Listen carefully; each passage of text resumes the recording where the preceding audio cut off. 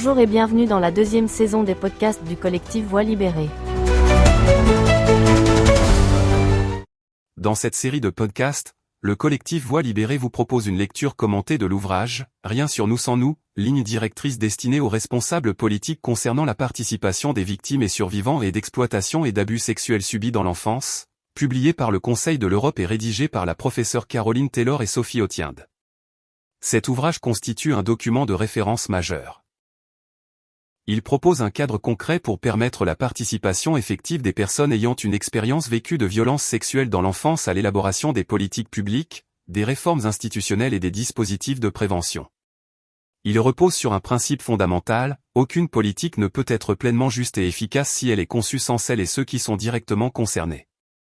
Rien sur nous sans nous. Compte tenu de l'importance du sujet, de la richesse du contenu et des enjeux humains, éthiques et politiques qu'il soulève, nous avons fait le choix de proposer cette lecture en 5 épisodes.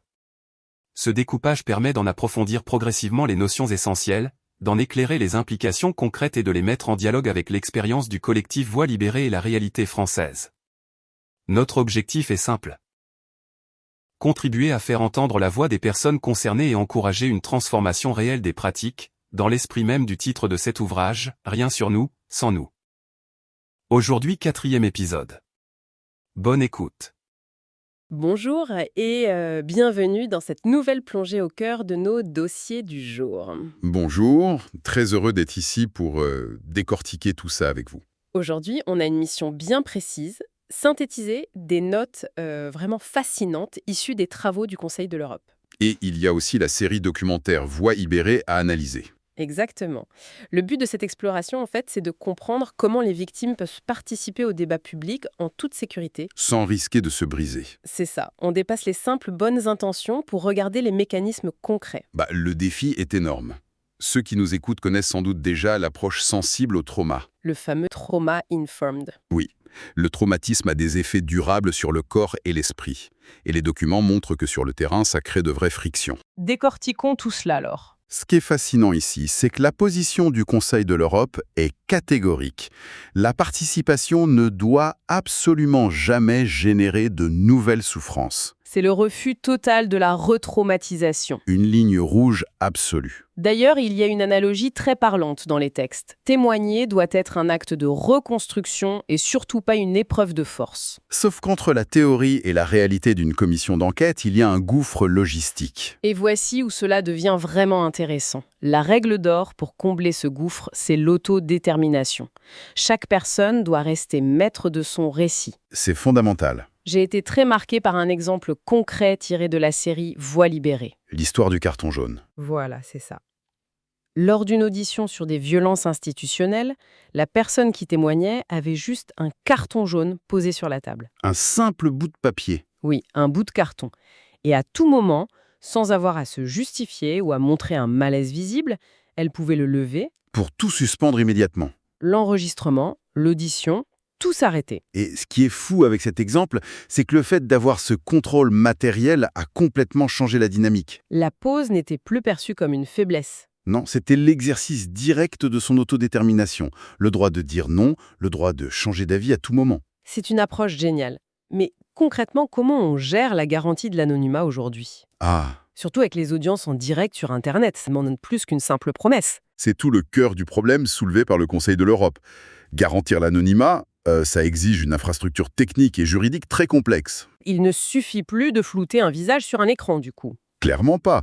Les recommandations imposent des pare-feux numériques, on parle de distorsion vocale en temps réel, de circuits vidéo fermés non connectés aux serveurs publics. C'est de la haute sécurité. Et des verrous juridiques stricts pour empêcher la fuite des métadonnées.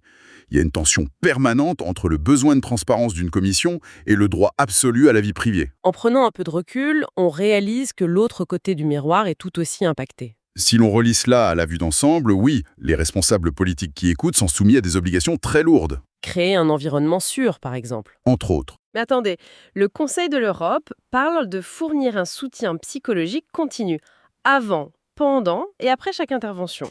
Absolument. On demande à des élus locaux ou à des législateurs de se transformer en psychologues cliniciens du jour au lendemain.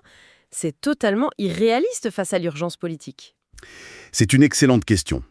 Et les rapports anticipent cette critique. Il ne s'agit pas du tout de transformer les politiciens en thérapeutes. Ah, mais voilà, rassuré. En revanche, le cadre exige qu'ils soient formés. Leur devoir est de savoir reconnaître les signes de détresse ou de dissociation chez les victimes. Donc savoir quand ça va mal. Voilà. Et surtout, leur devoir politique, c'est de financer et d'intégrer des professionnels de la santé mentale directement dans le processus. L'élu n'est pas le psychologue. Non, mais il est légalement responsable de la présence de ce psychologue dans les coulisses de l'audition. C'est un changement de paradigme majeur. Alors que signifie tout cela au final? Que recueillir la parole demande une vraie infrastructure? Exactement. Pour l'auditoire qui s'intéresse à notre société, il devient évident qu'on ne peut pas être les moteurs d'un changement durable si l'on brise ceux qui témoignent. L'engagement ne peut exister que s'il est totalement sécurisé. Tout à fait. C'est la base de l'éthique. Pour conclure, je voudrais laisser une réflexion profonde à ceux qui nous écoutent. Allez-y, on vous écoute. Si cette exigence très stricte de formation psychologique au traumatisme devenait une norme absolue pour chaque décideur politique avant d'entrer en fonction, comment cela transformerait-il la nature même des lois qui gouvernent notre société ?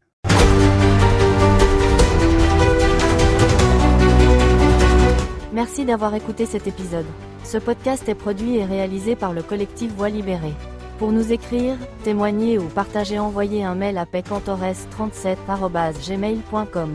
Parce que nos voix comptent, parce que le silence n'est plus une option, parce que la mémoire exige justice et vérité. À la semaine prochaine.